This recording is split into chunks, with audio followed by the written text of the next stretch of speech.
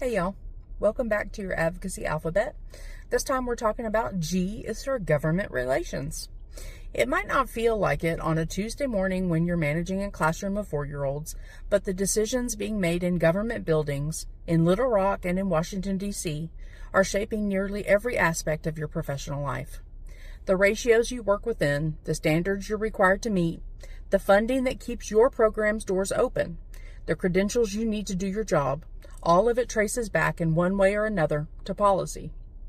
That connection between government and classroom is exactly why government relations matter, and why it belongs in conversation for every early childhood professional, not just the ones who consider themselves political. Consider this. When state legislators set childcare licensing standards, they're deciding how many children one adult can safely care for. When Congress debates federal child care funding, they're deciding whether low-income families have access to quality care at all. When state education agencies define kindergarten readiness benchmarks, they're shaping what preschool classrooms prioritize. These are not abstract policy debates. They're decisions with real consequences for real children and for the educators that serve them. Here's the part that often gets lost. Policymakers don't always understand what happens in early childhood settings.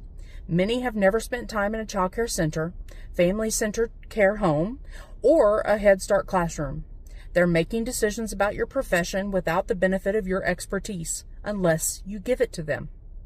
Government relations isn't about partisan politics. It's about making sure the people who write the rules have heard from the people who live by them. It's about showing up, speaking up, and making the early childhood voice impossible to ignore. The policy is already in your classroom.